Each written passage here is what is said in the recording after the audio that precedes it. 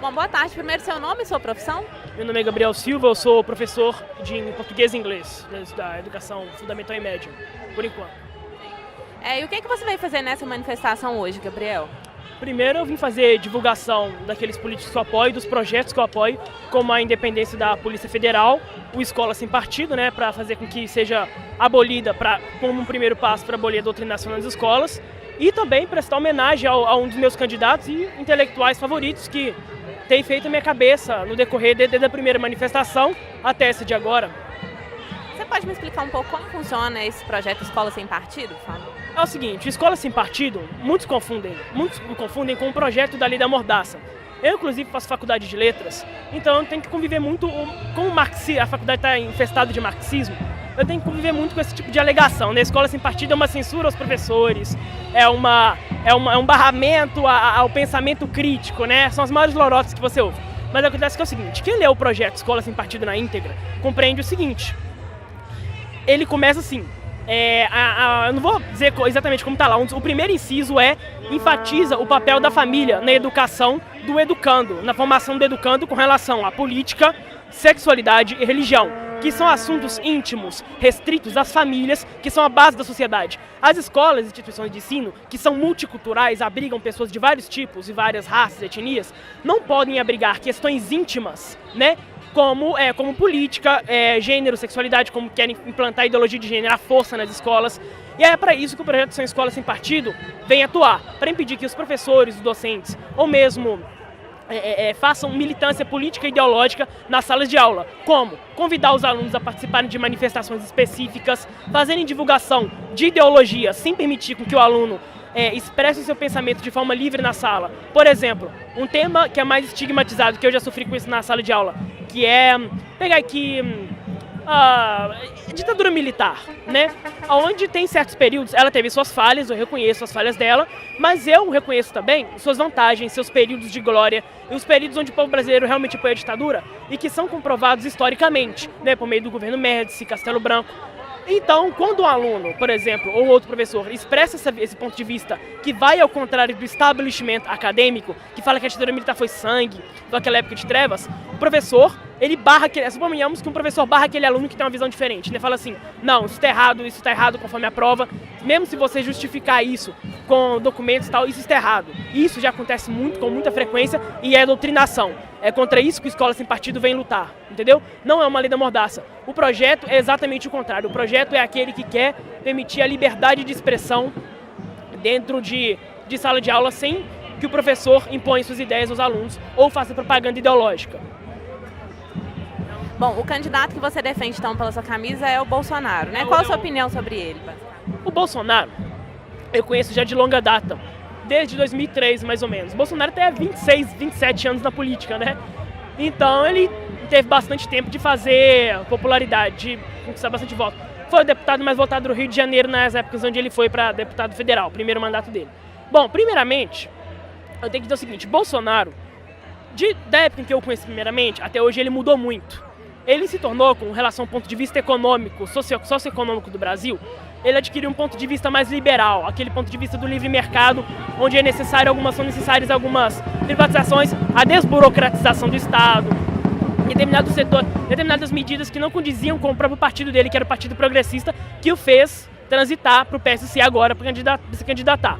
O Bolsonaro, ele é um dos poucos que está lá, que defende de fato, é o único praticamente, que defende de fato a verdade íntegra e pura, com relação a ditadura militar, por exemplo, onde ele vem sendo estigmatizado, onde ele por exemplo, uma de suas homenagens ao impeachment, ao Coronel Brilhante Ustra, ele recomendou, em momentos seguintes ao seu voto, um livro que se chama Verdade Sufocada, eu recomendo que pesquisem, inclusive, A Verdade Sufocada, do Coronel Brilhante Ustra, que eu comprei imediatamente após ele recomendar esse livro, que revela vários aspectos sobre os períodos militares, período de regime militar, que foram completamente deturpados pela esquerda que se apossou, né, dos currículos, de tal forma durante esse período, inclusive, entendeu? Isso aí é uma das outras razões, que a Escola Sem Partido não é só o primeiro passo para conseguirmos evitar a doutrinação ideológica. São necessárias mudanças no currículo de base desde a Inquisição da Era Medieval, que é vista completamente errada, que é completamente estigmatizada, da Era Medieval, até os tempos de hoje, entendeu? Isso é um ponto raso do que eu acho, é o básico do que eu acredito. Como que você formou essa sua visão política, que pelo que você falou, você convive com muitas pessoas que pensam diferente, né? Como que você formou e se formou de uma forma tão consistente, né? Que mesmo convivendo com pessoas que pensam diferente, você se mantém na sua posição? Primeiro, que eu venho de uma família tradicionalmente cristã, né? Fui criado em dogmas católicos, tive padres como professores, né? Isso não é uma coisa ruim, isso é uma coisa muito boa, porque você tem uma educação que é direcionada diretamente para a clássica, para aquela voltada às linguagens, às matemáticas, entendeu? Desvinculada de qualquer vínculo, de qualquer posição ideológica, né? Então, eu sempre tive um gosto pela leitura, eu sempre tive um gosto, isso é bastante comum, na verdade, sempre tive um apreço maior pela leitura do que outros jovens da minha classe. E eu não sou de condição econômica favorável, minha professora do estado, meu pai é Uber, mexe com Uber, ele era taxista, mexeu com Uber agora, devido ao preço da crise.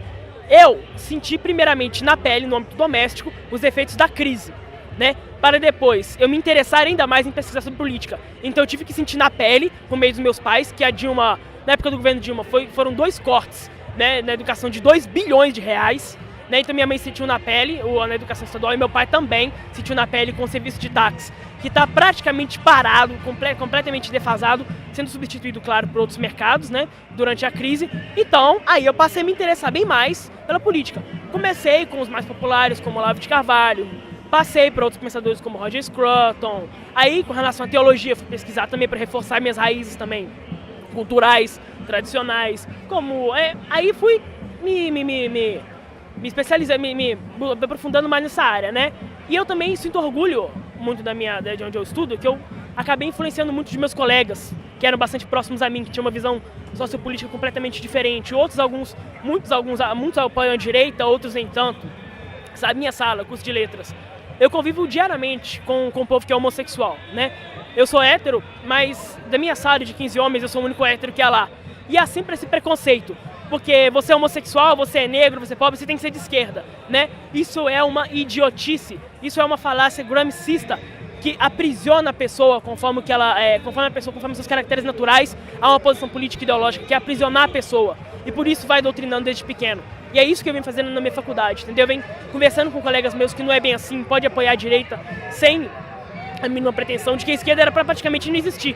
O debate entre esquerda e direita acabou com o último livro, com a última refutação de Ludwig von Mises, com o último livro dele, O Socialismo, que refuta todo o pensamento, desde a base econômica à base filosófica do pensamento marxista, entendeu? Então o debate entre esquerda e direita não existe mais.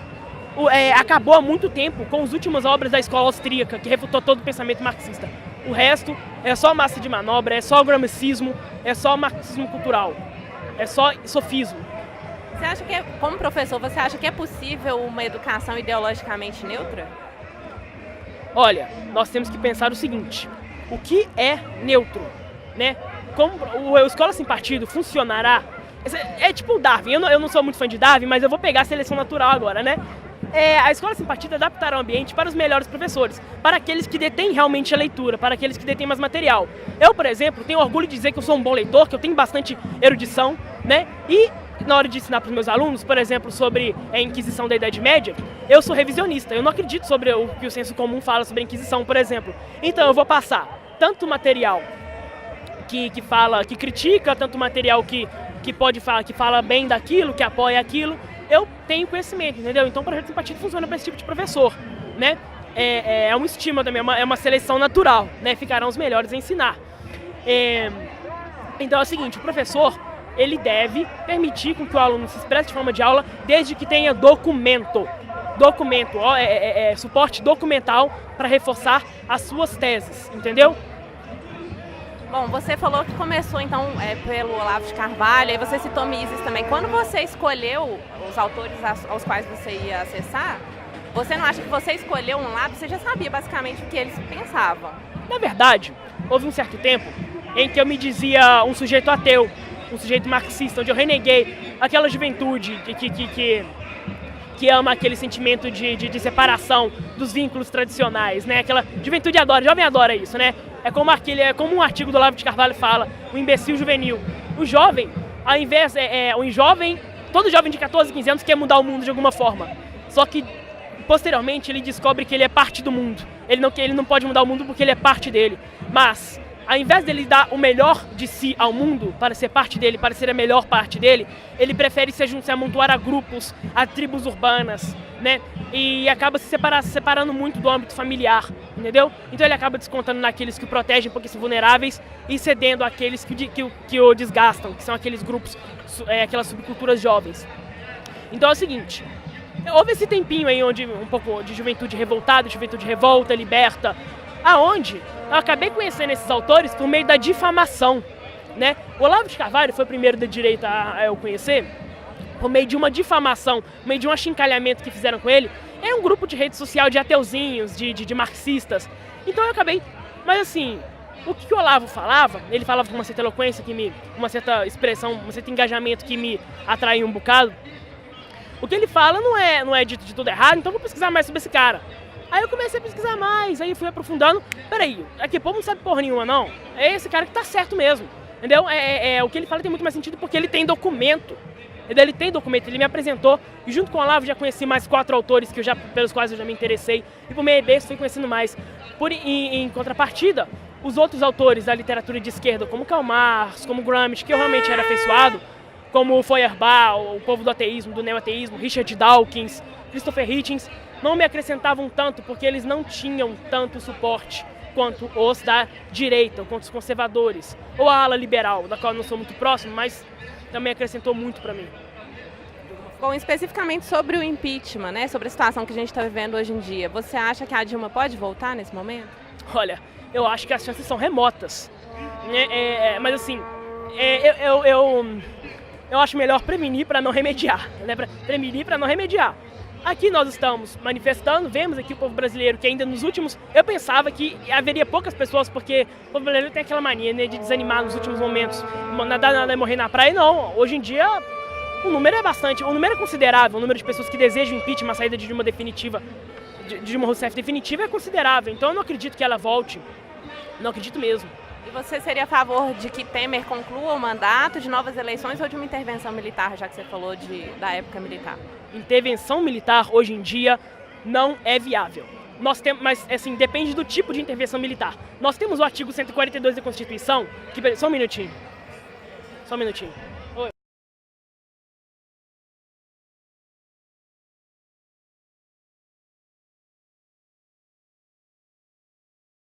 Pode.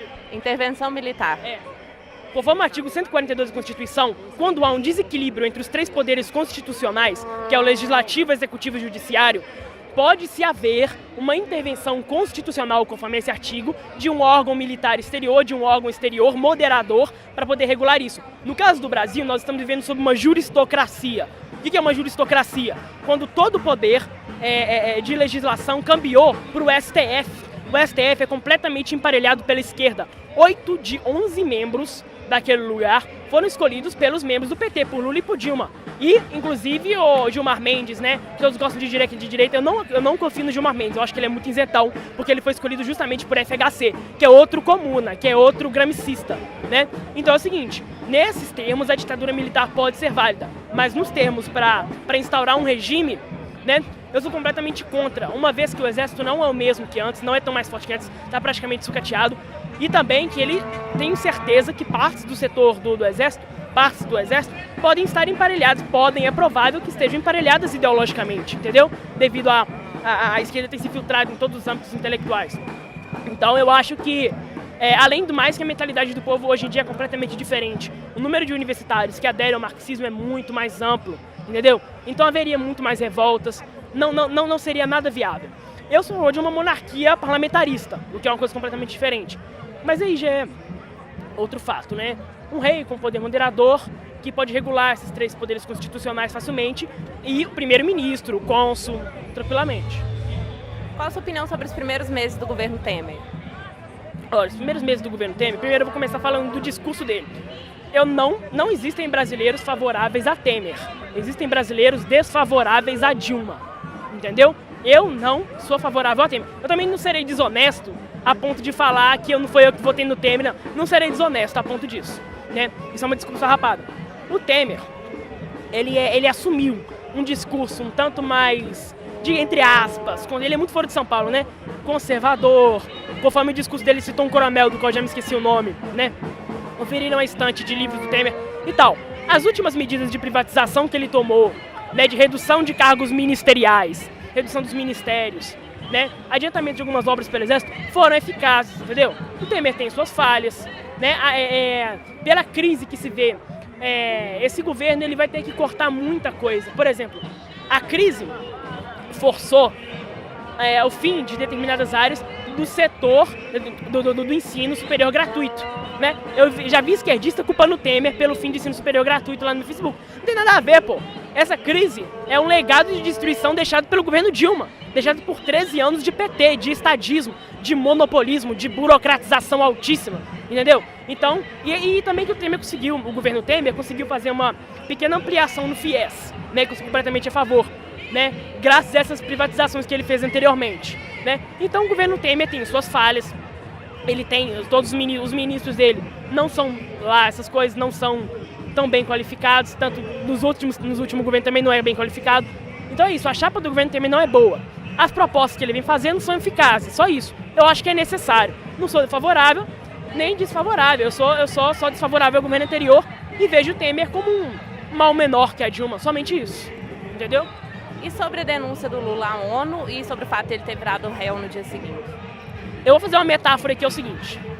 Quando eu era pequeno, eu tava num bar, assim, jogando fliperama, que é bem antigo mesmo. Aí chegou um homem, né, chega um homem correndo e fala assim: gente, socorro, chegou um homem assim do nada, gente, socorro, eles querem me matar, eles estão querendo me pegar.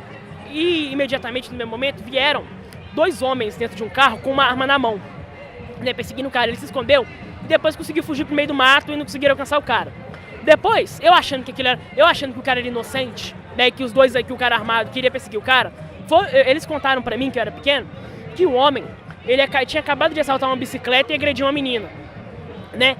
Aí eu fiquei pensando, vamos comparar isso com o Lula agora. O Lula, que roubou milhões, não é à toa que existe um sítio em Atibaia, não é à toa que existe triplex em Guarujá, não é à toa que ele emparelhou completamente o STF, não é à toa que ele apoiava que as Farc, que são forças revolucionárias terroristas da Colômbia, de narcotraficantes, fizessem um partido e tomassem o poder lá, entendeu? Apoiar ditaduras comunistas no decorrer da América Latina, como Hugo Chávez, como Maduro, como aquele cara da Bolívia, do qual eu já me esqueci o nome, eu esqueci o nome daquele cara, não, é aquele cara que vem do de peixe lá, né, da Bolívia, né, me esqueci do nome dele. É o Evo Morales, isso mesmo. Apoia ditaduras completamente comunistas, faz alianças com países como Cuba, distancia-se dos Estados Unidos e Israel, que são completamente necessários para o nosso desempenho bélico.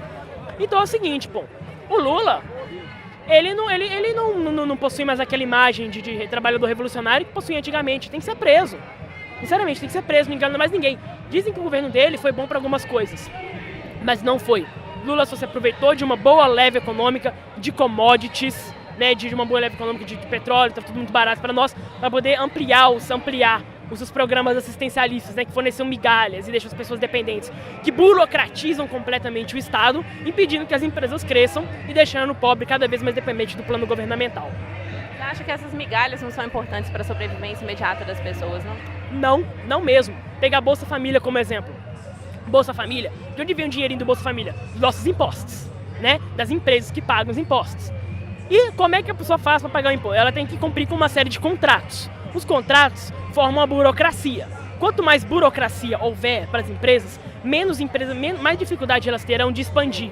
Ou seja, mais dificuldade elas terão, menos pessoas terão emprego, menos empregos ela gerará, entendeu? Devido à autoburocratização do Estado, as empresas terão mais dificuldade em lucrar aqui em nosso país, fazendo com que elas se expandam muito menos e gerem menos emprego. Entendeu? Então, o Bolsa Família, se ele fosse transitório e obrigasse a pessoa a arranjar emprego, senão já era, aí beleza, eu acho que ainda assim eu teria controvérsias, mas menos mal, já acharia uma medida até razoável, né, considerando nosso estado atual. Mas ela é uma medida que deixa o pobre dependente e o impede de arranjar um emprego devido a essa burocratização fornecida. Você acha que os pobres se acomodam recebendo Bolsa Família? Com certeza, pelo menos uma boa parte se acomoda. E também que houve falhas, né, no programa Bolsa Família. Tinha morto recebendo, né, isso aí circulou por toda a mídia social. Havia mortos recebendo Bolsa Família, pessoas que nem tinham renda abaixo do estipulado que estavam recebendo. Ou seja, o programa, além de ser cheio de falhas, deixem a pessoa dependente, façam que o Estado seja aquele Estado enorme, burocratizado, impedindo que as empresas cresçam, impedindo que o pobre arranje um emprego. Então é isso, cara. Então nós temos que investir. Nós temos que priorizar a desburocratização do Estado, a privatização de alguns setores e deixar o livre mercado circular muito mais facilmente, entendeu? Por fim, o que você acha da declaração do ministro da Saúde de que a Constituição nos garante direitos demais e de que grande parte das pessoas que usam o SUS imaginam doenças? Desculpa, eu não pensei. Bom, primeiro sobre o que o ministro da Saúde falou sobre a Constituição nos garantir direitos demais e sobre o que ele falou que o SUS está sobrecarregado porque muita gente imagina a doença e aí vai procurar o SUS. Olha, é o seguinte, como dizer, eu não sou favorável aos representantes da situação de agora. Né? Por exemplo, uma matéria da revista Veja que eu vi agora me revoltou completamente, né? Veja não é revista de direita não, aquela revista é uma porcaria, é um tabloide aquilo ali, né? Não é de direita que é porcaria não, é anti-PT só. Né? Ela fez uma matéria recentemente, já me esqueci do nome do jornalista maldito que fez isso, que falou o seguinte, os professores, a mesma coisa assim, os professores não tiram 45 dias de férias, né? recebem até razoavelmente por tanto de licença que eles tiram, né? Então é a mesma coisa para a saúde, para esse cara, entendeu? Muitos depoimentos são infelizes. Eu não acho que o SUS seja uma ferramenta tão eficaz, entendeu? Eu acho que por meio da privatização e do livre mercado nós poderemos baratear, nós poderemos tornar o acesso à saúde, ainda que pago, né, um serviço barato por meio da livre mercado. É claro que algo gratuito por meio da tributação, não sou completamente contra os impostos, não sou completamente contra. Eu vou de uma redução deles, de uma redução da cobrança. Um serviço como o SUS, por exemplo, pode até funcionar quando for não em tão grande escala, entendeu? Quando cobrar no medido certo, entendeu? Quando tiver uma melhor fiscalização. Hoje em dia não é isso que vemos, então ou é a erradicação ou é a privatização completa desses serviços, entendeu?